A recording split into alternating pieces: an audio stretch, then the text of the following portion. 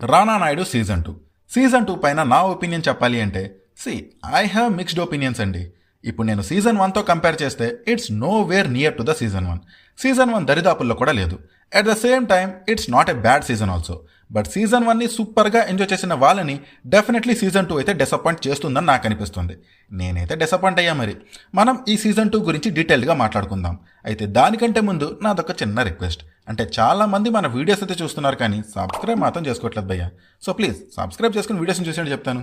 ఇక season 2 story మ్యాటర్కి వస్తే మన రానా భయ్య తను చేస్తున్న జాబ్ని వదిలేద్దాం అనుకుంటాడు. బట్ కొన్ని రీజన్స్ వల్ల అది కుదరదు. But this time Rana is having some other and bigger plans. అయితే ఆ ప్లాన్స్ ఏంటి, అలానే రానా అండ్ తన ఫ్యామిలీ మధ్య ఉండే డైనమిక్స్ అండ్ రిలేషన్స్ మధ్య ఎలాంటి చేంజెస్ వచ్చాయి, అండ్ ఈ సీజన్ 2లో రానా ఎలాంటి ప్రాబ్లమ్స్ అండ్ విలన్స్ని ఫేస్ చేయాల్సి వచ్చింది అనేది ఈ వెబ్ సిరీస్ బేసిక్ ప్లాట్.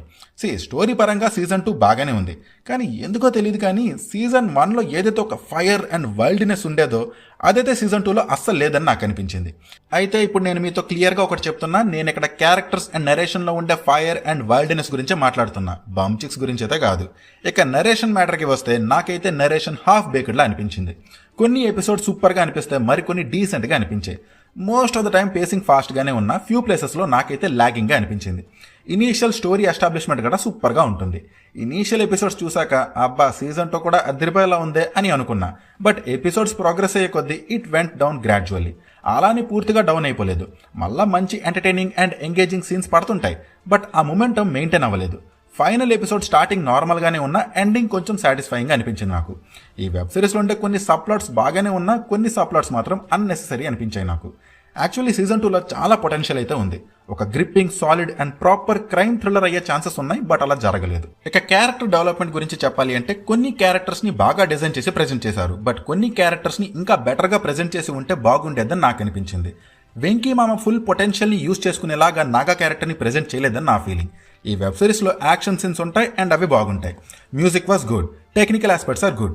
ఇక పర్ఫార్మెన్సెస్ మ్యాటర్కి వస్తే రానా ఆబ్వియస్లీ ఇచ్చి పడేశాడు. అయితే వెంకీ మామ డైలాగ్ డెలివరీ గట సూపర్ ఫన్ అండ్ ఎంటర్టైనింగ్గా ఉంటాయి. అయితే ఈ సీజన్ 2లో అర్జున్ రాంపాల్ పర్ఫార్మెన్స్ కూడా నాకు సూపర్గా అనిపించింది. సీజన్ 1తో కంపేర్ చేస్తే సీజన్ 2లో 18+ సీన్స్ అండ్ డైలాగ్స్ని బాగా తగ్గించారు. బట్ స్టిల్ ఇది 18+ షోయే, సో ఫ్యామిలీతో చూడమాకండి. సో అదండి సంగతి. నాకు సీజన్ 2లో ఉన్న ప్రతి ఎపిసోడ్, ప్రతి సీన్ నచ్చిందా అంటే లేదు. అలానే సీజన్ 2 బాలేదా అంటే కాదు. నేను డిసప్పాయింట్ అయ్యానా అంటే ఎస్. నాకైతే it's not up to season 1 level, but a decent one అనిపించింది. సీజన్ 1 అంత వైల్డ్నెస్ అండ్ బోల్డ్నెస్ని మాత్రం ఎక్స్పెక్ట్ చేయకండి. ఇది నెట్ఫ్లిక్స్లో తెలుగులో కూడా అవైలబుల్గా ఉంది.